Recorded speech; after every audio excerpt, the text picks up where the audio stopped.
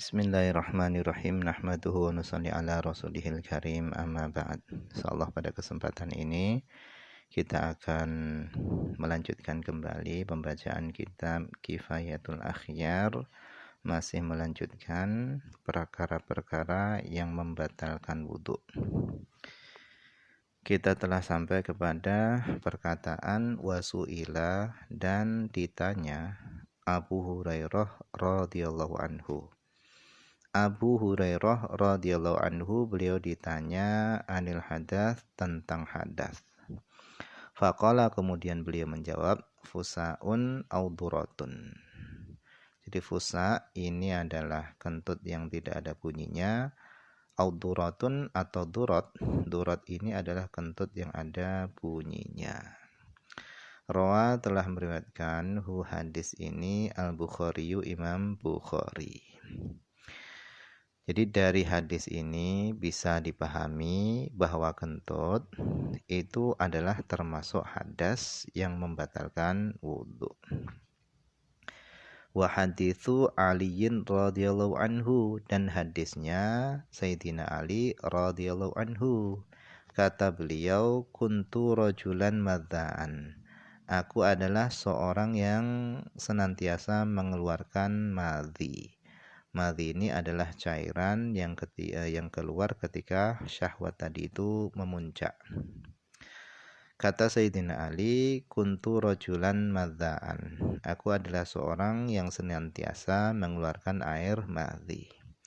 Fastah, yaitu maka aku malu an as'ala Rasulullah. Aku malu untuk bertanya kepada Rasulullah. Kenapa? Lima kanibnatihi, karena kedudukan putrinya, yaitu Fatimah. Karena Sayyidina Ali ini adalah mantunya Rasulullah. Fa'amartu al-Miqdad bin Aswad al-Kindi. Kemudian karena aku malu, aku memerintahkan Miqdad bin Aswad al-Kindi untuk bertanya kepada Rasulullah. Fasa'alahu, kemudian Miqdad tadi bertanya kepada Rasulullah. Faqala, nah setelah Rasul ditanya oleh Miqdad, Rasul menjawab, yaksilu dzakarahu, hendaknya dia membasuh zakarnya, wa yatawaddau, dan hendaknya dia berwudu. Rawa telah meriwayatkan hadis ini Syaikhani, Imam Bukhari dan Imam Muslim. Nah, dari hadis ini juga kita bisa pahami bahwa madhi itu adalah najis, sehingga Nabi memerintahkan supaya zakarnya tadi itu dibasuh. Kemudian yang kedua, bahwasannya madhi itu membatalkan wudhu, sehingga Nabi tadi memerintahkan supaya berwudhu. Nah, intinya segala sesuatu yang keluar dari dua jalur itu membatalkan wudhu.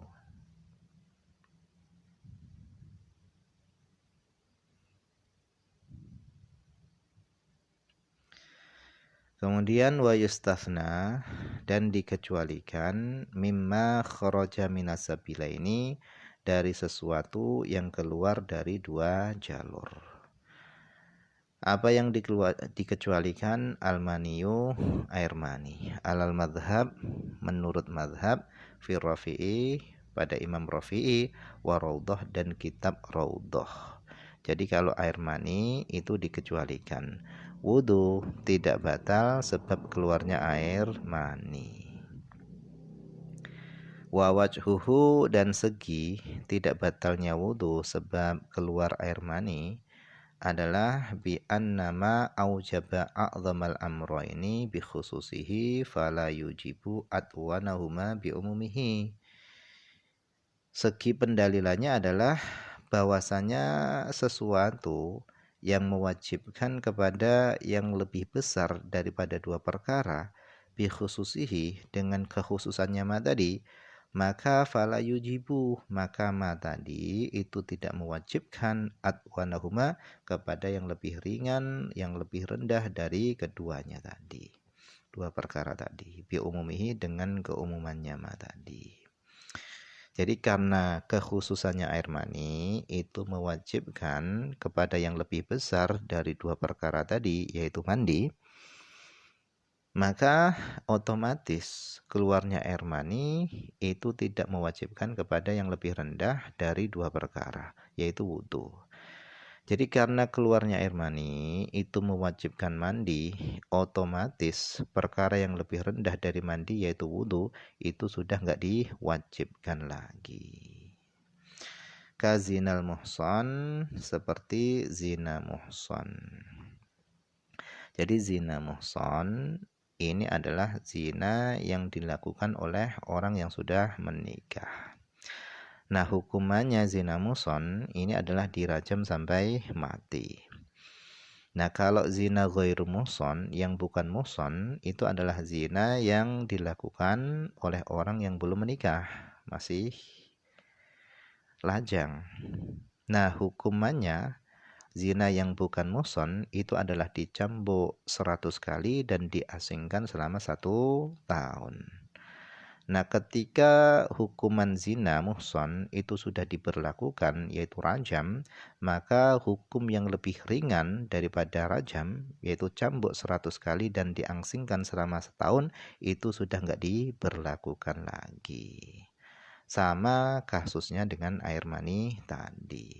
Ketika air mani itu sudah mewajibkan mandi, perkara yang lebih besar daripada wudhu, otomatis wudhunya itu enggak diwajibkan lagi.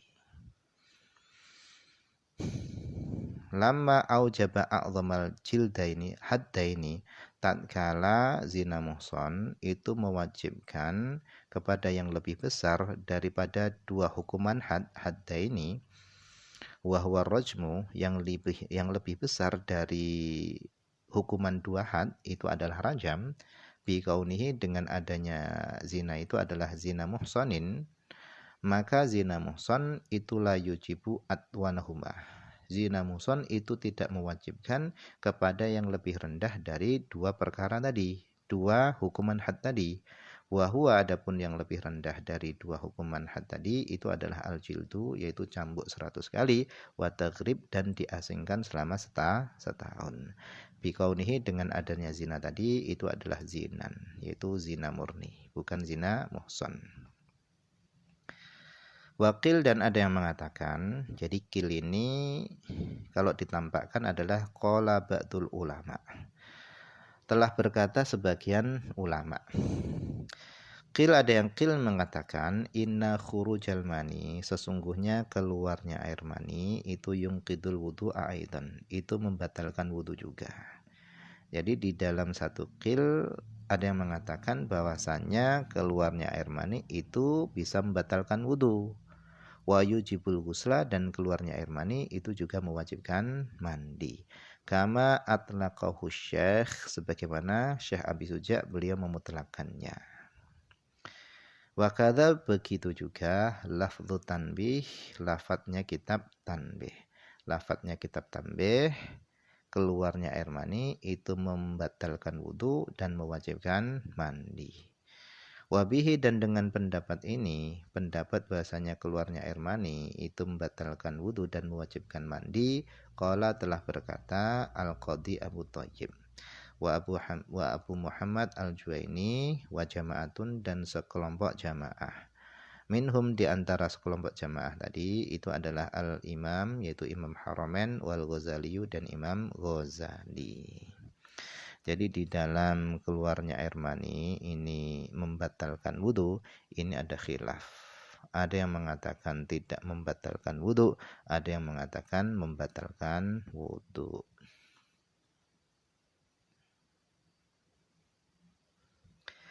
Nah, mungkin ini saja yang bisa dibaca pada kesempatan ini. Semoga ada manfaatnya.